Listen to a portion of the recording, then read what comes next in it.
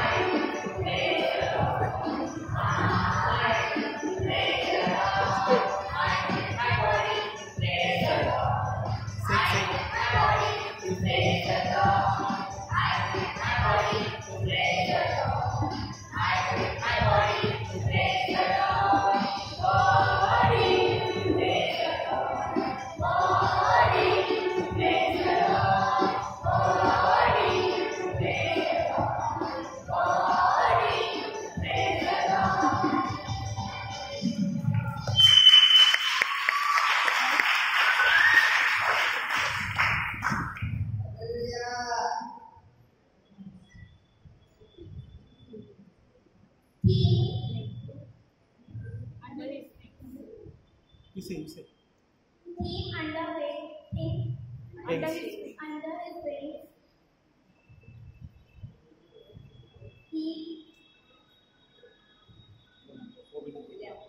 कौन सा बोलेगी Sylvia?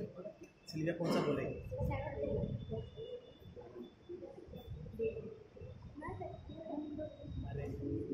They took divine elements under his wings. He shall call upon me, and I will answer him. I will be with him in trouble.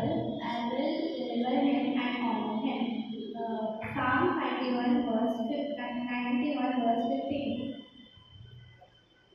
दूसरा देखो।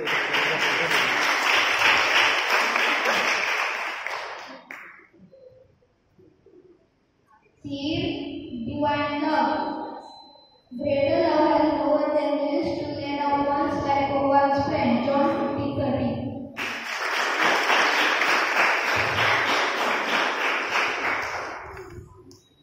They create divine forgiveness under his wings.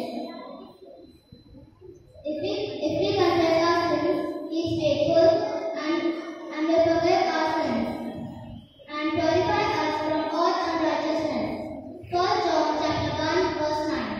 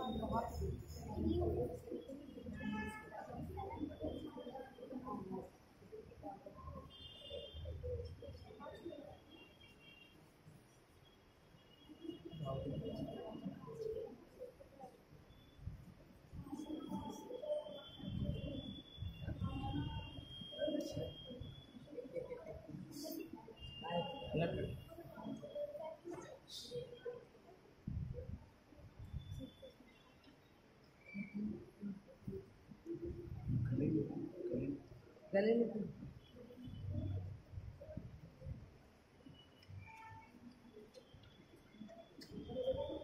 सारा गले में थे। क्या हो गया? कौन सी? एक बच्चा कौन है?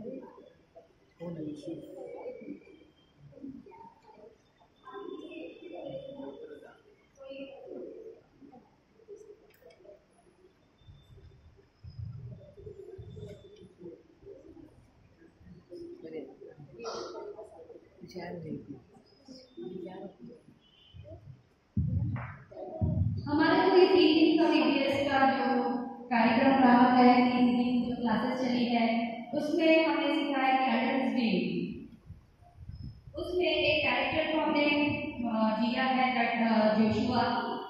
किस तरीके से मोसेस और जोशुआ आगे अपने ट्राइब्स के बारे में और देश जिसको वो देना चाहता था, कनान देश जो वो उनके लिए उसने चूज करके या प्रॉमिस लैंड के हिसाब से रखा था, तो उसी को आगे बढ़ाते हुए यहोवा मूसा से कहता है, कनान देश जिसे मैं इस्राएलियों को देता हूँ, उसका भेद लेने के लिए पुरुषों को भेज, वे उनके पितरों के प्रति गोत्र का एक प्रधान पुरुष हो। कनान देश जिसे मैं इस्राएलियों को देता हूँ, उसका भेद लेने के लिए पुरुषों को भेज, वे उनके पितरों के प्रति गोत्र का एक प्रधान पुरुष हो। Introduction of 12 tribes. पहला गोत्र रूबेन पुत्र शमूएल। दूसरा गोत्र शिमोन पुत्र शापात। तीसरा गोत्र यहूदा पुत्र कालेब। चौथा गोत्र इस्साकार पुत्र यिगाल। पांचवा गोत्र एफ्रेम पुत्र होशे या यहोशू। छठा गोत्र बिन्यामीन पुत्र पलती। सातवां गोत्र जबूलून पुत्र गदीएल। आठवां गोत्र यूसुफ पुत्र गद्दी। नौवां गोत्र दान पुत्र अमीएल। 10वां गोत्र आशेर पुत्र सतूर। 11वां गोत्र नफ्ताली पुत्र नहूदी और 12वां गोत्र गाद पुत्र रूबेन। यहोवा से यह आज्ञा पाकर मूसा ने ऐसे पुरुषों को पारान जंगल से भेज दिया जो सब के सब इस्राएल के प्रधान थे। 40 दिन के बाद वे उस देश का भेद लेकर लौट आए। उन्होंने मूसा से यह कहकर वर्णन किया कि जिस देश में तूने हमको भेजा था उसमें हम गए, उसमें सचमुच मधु की धाराएं बहती है और उसकी उपज यही है। 10 गोत्र जो अपने वचन के साथ लौटते हैं उस देश के निवासी बलवान हैं और उसके नगर गढ़वाले और बहुत बड़े हैं। फिर हमने वहाँ अनाथ वंशों को भी देखा। फिर हमने वहाँ नबीयों को अर्थात नबी जाति और अनाथ वंशों को देखा और हम अपनी दृष्टि में तो उनके सामने टीके के समान दिखाई पड़ते हैं और ऐसे ही उनकी दृष्टि में मालूम पड़ते हैं। कालेब का वचन। पर कालेब ने मूसा के सामने प्रजा के लोगों को चुप कराने की मनसा से कहा, हम अभी चढ़ के उस देश को अपना कर लें, क्योंकि निसंदेह हम में ऐसा करने की शक्ति है। इस्राएलियों की सारी मंडली से कहने लगे, इस देश का भेद लेने को हम इधर उधर घूम आए हैं, वह अत्यंत उत्तम देश है और यहोवा हमसे प्रसन्न है, तो हम उस देश में जिसमें दूध की और मधु की धाराएं बहती है पहुंचा कर उसे हमें दे देगा। यहोशू और कालेब उस देश के निवासियों के सामने अपना सकारात्मक दृष्टिकोण रखते हैं, लेकिन उस देश के निवासियों की गवाही बड़ी गवाही थी। तू जो यहोवा है इन लोगों के मध्य रहता है और प्रत्यक्ष दिखाई देता है और तेरा बादल उनके ऊपर ठहरा रहता है। तू दिन को बादल के खंभे में को अग्नि के खंभे में होकर इनके आगे आगे चलता है। हमारा पीबीएस का टीम था अंडर हिज विंग। वजन संहिता 91 वर्ष को वो तुझे अपने पंखों की आड़ में ले लेगा और तू उसके पैरों के नीचे शरण पाएगा। उसकी सच्चाई तेरे लिए घात और झिलम ठहरेगी। हाँ, हम कहेंगे ये ऐसा होगा।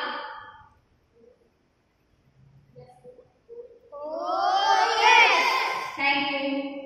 Thank you.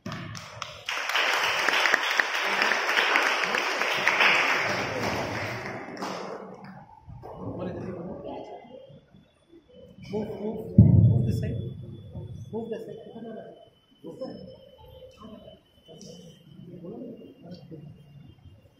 बहुत अच्छे अच्छे बात।